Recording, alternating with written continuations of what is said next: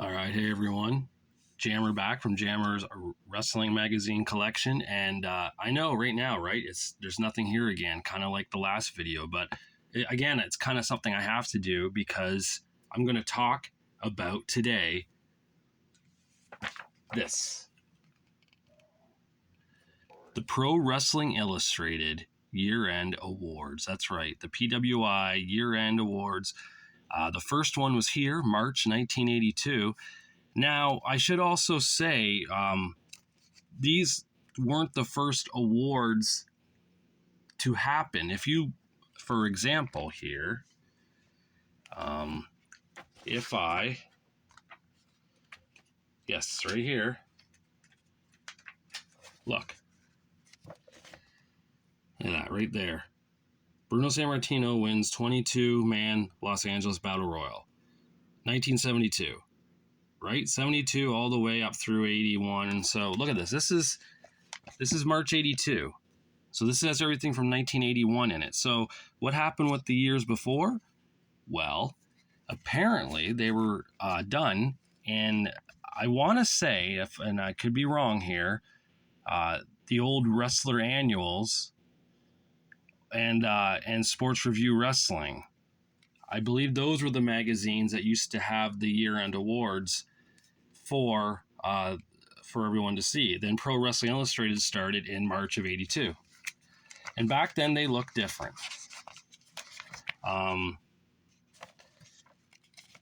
It was done like this, right?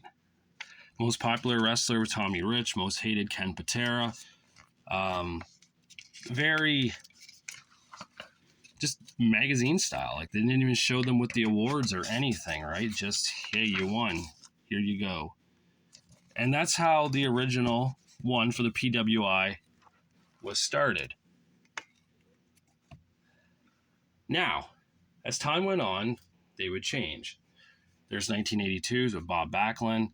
And as you can see on the cover, Backlund won Wrestler of the Year. Andre won Most Popular Wrestler.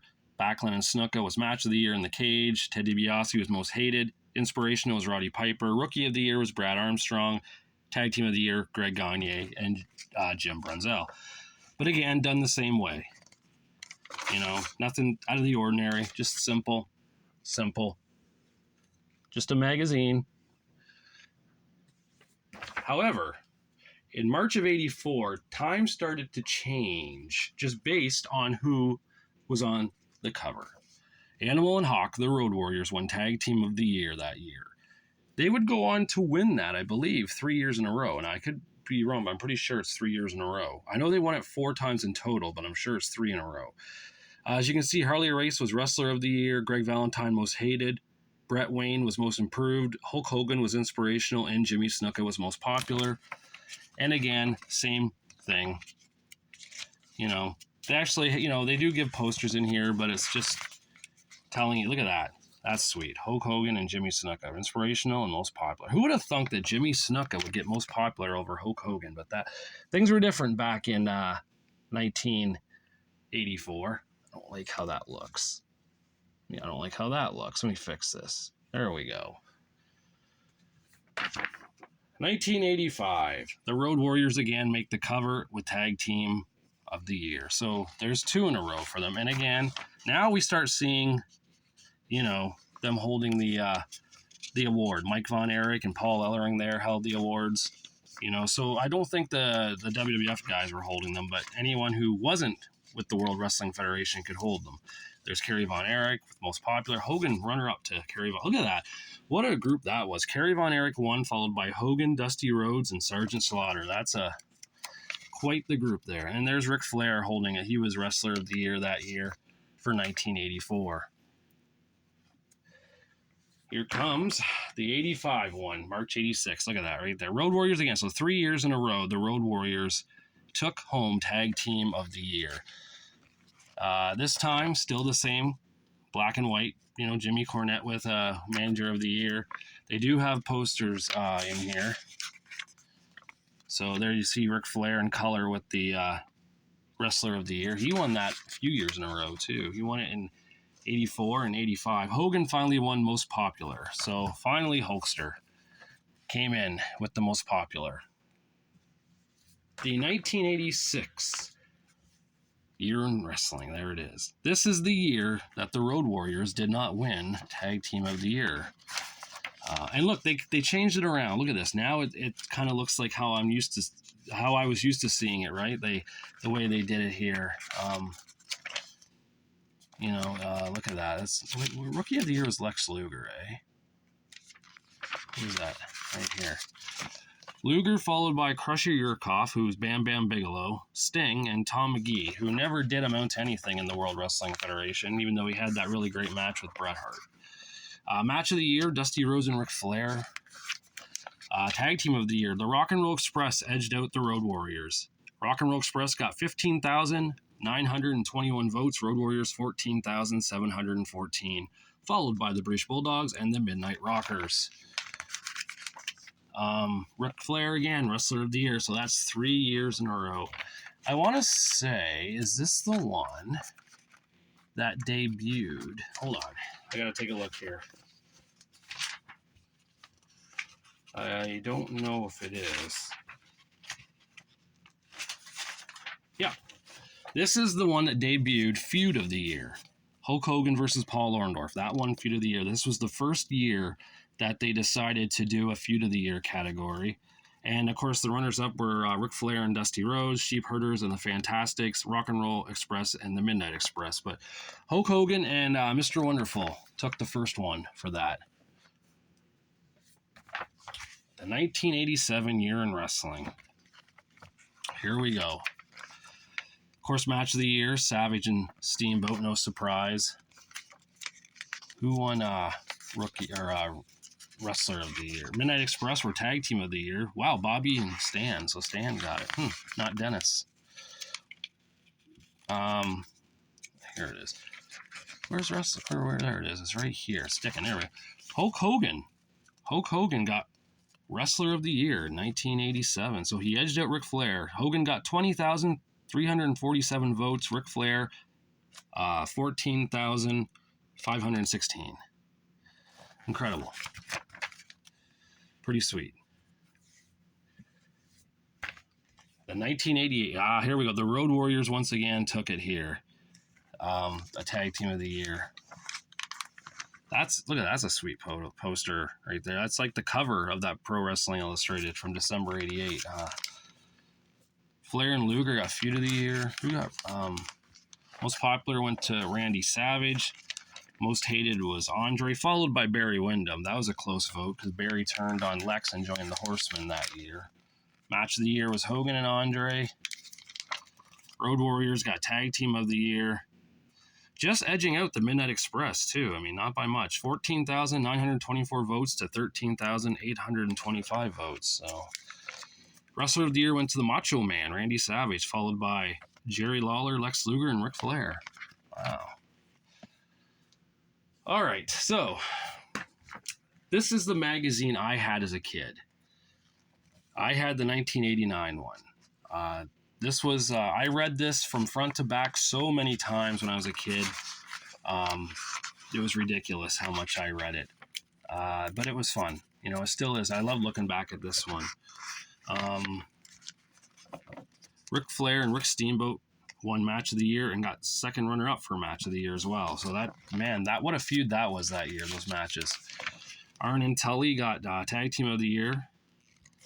And Ric Flair finally back in as Wrestler of the Year, followed by Hulk Hogan, Lex Luger, and Rick Steamboat. So that one's pretty sweet. Nostalgic reasons. That's not the one I owned as a kid, but, you know those stories. I end up selling those, so... I also had this one as a kid, too. The 1991. So that one was pretty sweet. Hogan got Most Popular Wrestler. Earthquake got Most Hated. The Match of the Year, Hogan and Warrior from WrestleMania 6. Wrestler of the Year went to Sting, followed by Warrior, Hogan, and Luger. Tag Team of the Year was the Steiners, followed by Demolition, Doom, and the Legion of Doom. So pretty solid. So as these go on, I mean, I could keep talking about all of them, like who won what. You kind of get the gist by looking at the cover, right? Sting got Wrestler of the Year, I'm guessing. No, most popular wrestler. Who got wrestler of the year? Wrestler of the year went to Hogan. Hogan again got wrestler of the year, followed by Luger, Brett, and Sting. Oh, Hulkster. But yeah, you get the gist of these, right? 1992s is here. Paulie Dangerously got manager of the year. Rude got most hated. Sting got most popular. Ron Simmons there. Who got wrestler of the year? Ric Flair again. Ric Flair, followed by Ron Simmons, Rick Rude, and Bret Hart. So the Nature Boy, once again. But 93 year in wrestling, the magazine changed a bit, meaning how it's done. It's like a bind. It's not like Staples anymore. So that one was kind of neat.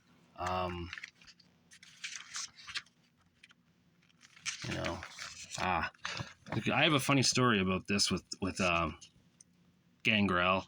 I met him back in 2008, and I had my copy of this. I had him sign this, and I said, well, you got Rookie of the Year, and look who you beat out. And if you look down at the vote for others, you see John Hawk, who's JBL, and PJ Walker, who's just incredible. Like, you beat out world champions, and it kind of depressed him, it looked like. So I felt bad. There's just one thing I wanted to bring up with the 1991 again. When I saw Rookie of the Year, I forgot to show this because it was mentioned in a comment earlier on in one of my posts. The Rookie of the Year that year was Stunning Steve Austin.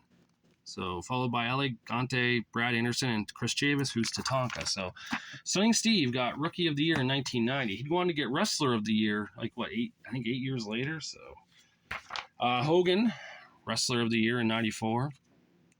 Sting was most popular, Bob Backlund most hated, Nasty Boys tag team, and Michaels and Ramon got match of the year in the ladder match. 95, you got, look at all that star there. Diesel was wrestler of the year, Macho was comeback of the year. I think that was this was the first time they did comeback. 1994, I want to say, was the first time. Yeah, Hulk Hogan was the first one to win comeback of the year, and he also won wrestler of the year. So, but yeah, Diesel got wrestler of the year, Macho got comeback, Alex Wright got rookie, Lawler got most hated, Harlem Heat got tag team. So that's pretty strong. I wonder who got most popular. I bet you it was Shawn Michaels. Let's see. Yeah, Heartbreak Kid got most popular. Funny thing is, look at this. A feud of the year, Axel versus Ian Rotten. That's like one of the last times you're going to see an independent company get feud of the year. That was ECW then, so. 96. The Giant won Rookie of the Year and Wrestler of the Year at one time. Ahmed Johnson got most improved. Hollywood Hulk Hogan got most hated. Sonny was manager of the year. Shawn won most popular for the second year in a row. And Harlem Heat won tag team of the year again, second year in a row. So, a lot of this era now, a lot of the same guys repeat because at the time, I guess maybe there wasn't enough stars to really put anyone else in, right? 97, you got Sting as most popular. Brett as most hated. Lex won Wrestler of the Year. Hall and Nash were Tag Team of the Year. Shamrock got most improved. So that was during the era, of course, of the NWO. Here it is, 1998, the year in wrestling. So yeah, Steve Austin, Wrestler of the Year and most popular Wrestler of the Year. And just 8 years earlier, he was Rookie of the Year. So that's pretty amazing. New Age Outlaws were Tag Team of the Year. Goldberg was Rookie of the Year and Inspirational Wrestler of the Year. And Hollywood Hogan once again takes his spot as most hated. 1999. I love him, but you love to hate him, eh? Kimberly, DDP, most hated wrestler of the year, which was pretty weird to think because he was so popular for all that time, and then they turned him heel, and boom. But wrestler of the year that year, again, Steve Austin, followed by The Rock, Sting, and Taz, ECW's Taz. And then The Rock won wrestler of the year for 2000. Look at the pages now. They're all color. This is sweet now. Everything's very color, very slick. It's very cool. So these were fun. This era was really fun. So now, that being said, I want to bring up something here now. In 2014, I started to buy Pro Wrestling Illustrated magazines again. That first one was the PWI 500. And then a few months later, I saw this on the shelf. And I had to get it. Brock Lesnar was on it. I had to see, you know, who won what. Also, this was the last year in the PWIs that they actually gave a listing of you know, of who the wrestlers were in past victories. So that's kind of neat. Also, I should bring this up. My friend gave this to me. I didn't buy it, so it's the only one I have actually of this era, March 2005. I do have the 2004 year in wrestling. You know, and that was, again, look at that. Look at how slick that is, and it's just nice. Benoit got Wrestler of the Year. America's Most Wanted got Tag Team of the Year, so TNA, you know. Triple H got Most Hated. Cena was Most Popular, so that's kind of neat to have. You know, I said I didn't collect magazines from like 2000 and well, this is 2001 because I wanted to get the 2000 awards, but I'm trying to not collect anything, you know, past 2000. And I started up again in 2014, right? So Roman Reigns came in here. He got the Wrestler of the Year, or did he? No, he voted Most Improved. Then why is he on the cover? Who got Wrestler of the Year then? Let's take a look. If I can find it.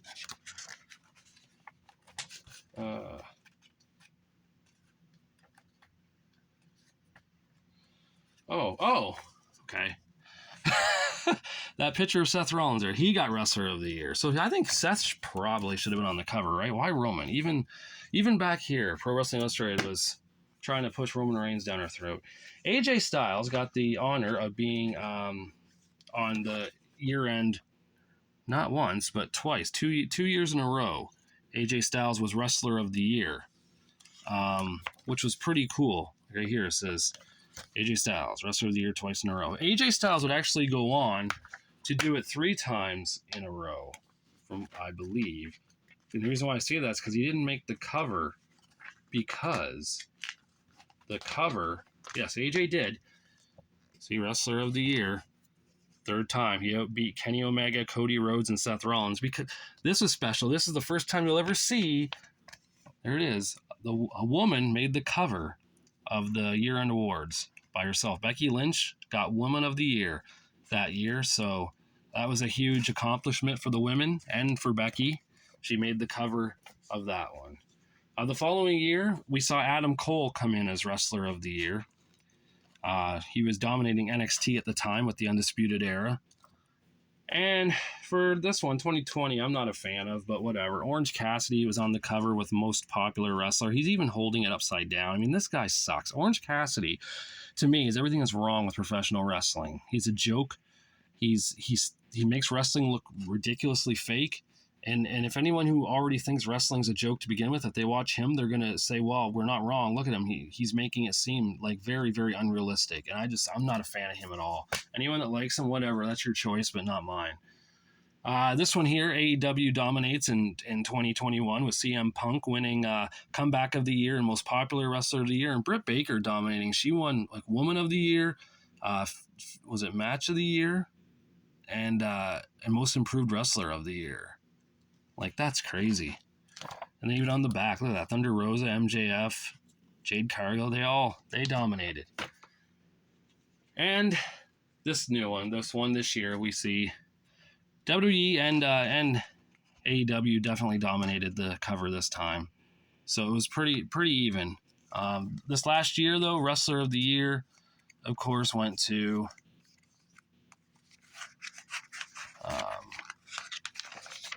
Roman Reigns, no doubt. Woman of the Year was Bianca Belair. And Tag Team of the Year was FTR.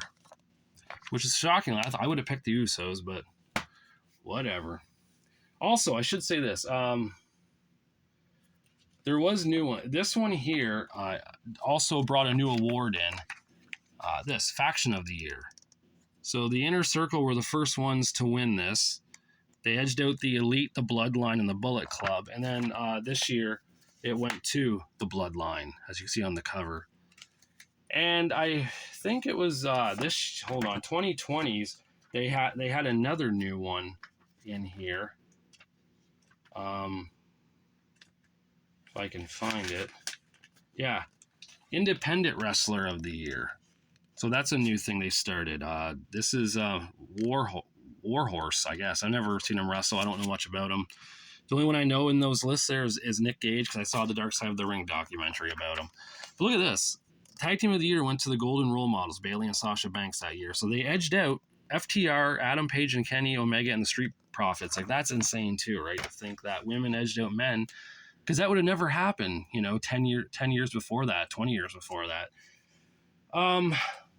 Also, this is interesting. In April 1990, a month after the year-end awards, they named Ric Flair PWI Wrestler of the Decade for the 80s. So he got that award, and that continued on years later. I don't know who else won them, but I know I have this one. AJ Styles came in and won Decade from, I guess, 2010 through 2020. So that's kind of neat that PWI, I guess, recognizing the greatest wrestler of the past 10 years each decade. So I bet you, I could be wrong, but I'm willing to bet Triple H won one of them.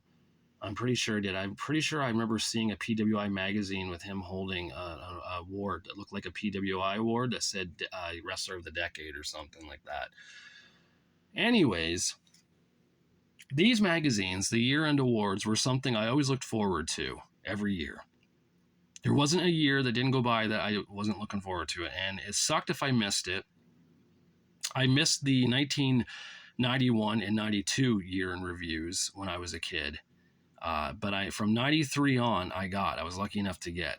I made sure of it because I went back and looked and saw what month my 89 and 90 ones were, and they were in March, so I knew I have to get the March ones. Those are the ones I need. So I was able to get the rest, and they're just so much fun. It was always so much fun to go through them, to see who got what awards. Again, you're guessing, like, I wonder who got what. Sometimes they'll tell you, right, with the cover, so it kind of spoils. It's like, oh, well, now I know who's got that. But it's just fun to go through and read that. There's predictions people do. There's like, they would name off the complete cards of the year so you can see the results. There's unofficial awards that the fans mail in just for fun. I mean, the PWI year-end magazines still to this day are just a blast, just so enjoyable, just something I look forward to. And of course, the internet can kind of spoil it because you can hear who won now, way ahead of time. But I try to avoid that as best as I can, because I want to be, surprised when I buy the magazine and read it, right? What's the point of buying it if I already know what happens? So to anyone out there who's watching this, if you got some of these, awesome, enjoy them. If you're missing some, try to find them. Man, you're gonna love them. You're gonna enjoy them. Even the old ones. I didn't have 82, 83, 84, all these up here, I didn't have. I just got them last summer when I bought a haul of magazines from a buddy of mine out west and in Canada. And they were fun. They're fun to go through. And it was new to me because I never got to read them before. So it was exciting. I just loved it. And I hope everyone at home who's watching this, I hope you love them too. I hope you have them. I hope if you don't have them, I hope you can get some. If you're collecting, do so. Honestly, get these. If you're going to get any magazines first, try to get these because these are so much fun and just so enjoyable to read still to this day. So, all right, anyone out there, leave any comments or anything, or, talk about your favorite year-end awards. Did you own any of these? Which ones did you want to own as a kid that you missed out on, right? Like, did you rip them up and hang any of the posters up on your wall and regret it years later? Did you sell them and regret it years later, right? There's so many things to discuss about this. So thanks for watching, and I'll talk to you later.